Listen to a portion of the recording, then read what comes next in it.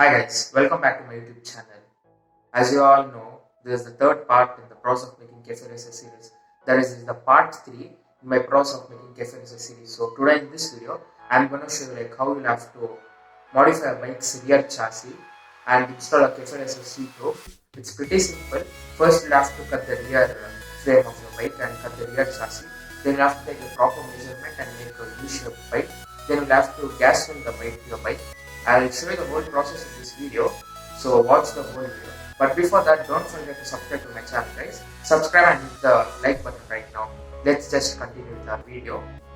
As you people have already seen in my previous video, that is I have installed KTM UHD forks in my Pulsar 180. That is in the second part in the process of making my Cafe Racer, since I prefer to use KTM UHD suspensions in my Cafe Racer. So right now I'll just show you how you have to make a Cafe Racer seat hoop in Pulsar or any other bike. The process is very same for each and every bike that you're doing.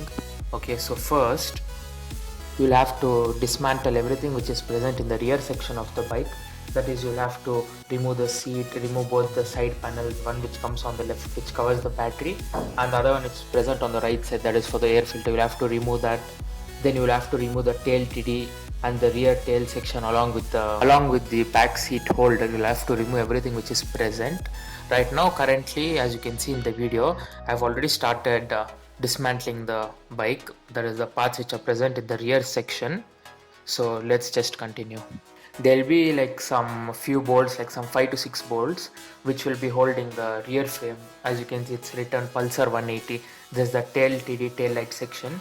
If you remove that, the panel will come out. Then you'll have to remove the rear mudguard which you can see here. First you have to remove the rear mudguard, then the tire hugger, then the whole set will come out which is present in the rear section.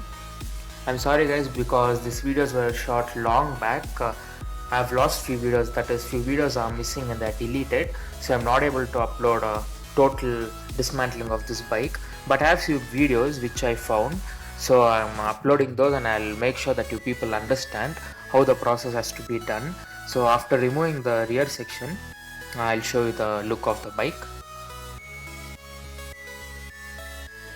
And these are the parts that I have removed in my bike, as you already saw. Side shields, then you can see a seat, the rear mud guard along with the tire hugger which was present inside, then the sari guard, then the back seat holders, and one last part which is present over there is the tail TD, that is the rear light along with its frame. So you'll have to remove so many parts for Pulsar. If it is other bike, the parts will almost be same but in different shape. So first you'll have to remove it. So this is how the bike looks after removing everything which was present in the rear section of the bike. As you can see, it's totally out, nothing is present in the bike right now in the rear section. Okay, you'll have to dismantle the bike in this way. Now let's just install the seat which I've removed in my Pulsar, the same seat. I'll just install this, then we'll take this bike to a welding shop, get the rear chassis cut, then we'll make a U, that is the U-shaped pipe, and weld that pipe. I'll show you the process.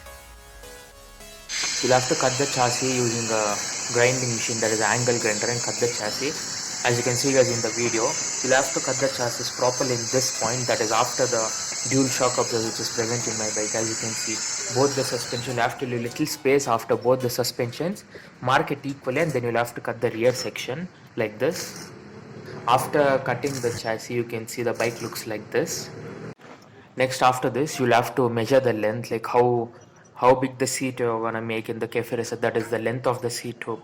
If you're gonna make a single rider, then the length of it will be small. If it's a dual seat, then the length of the rod will be big. As you can see here, I'm making a dual seat Cafe Racer, so you can see the length of it. I suggest you is the measurement of the chassis, like if the total length of the chassis was around 30 centimeters, then the U-shaped pipe should also be of 30 centimeters. That will be best. Or you can make it a little bit big or small, that doesn't matter. Let's continue. Right now gas welding is going on in the video. As you can see, after measuring the pipe accurately and inserting the pipe in the chassis, then you'll have to properly gas weld it totally, that is all the 360-degree gas welding is done, as you can see in the video.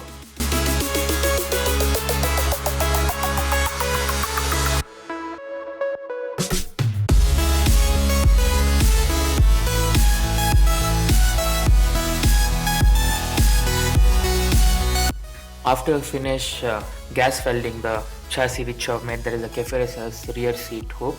Then I wanted a slight bend in the angle. I wanted a 30-degree shape in the rear section. So what you have to do is you'll have to heat it both the sides and bend it a little bit towards the top. You'll get this kind of shape doesn't matter. Since I prefer this kind of shape, I've made it like this. You can even keep it straight or you can make it into any other shape that you prefer, but the rear hook should look something like this.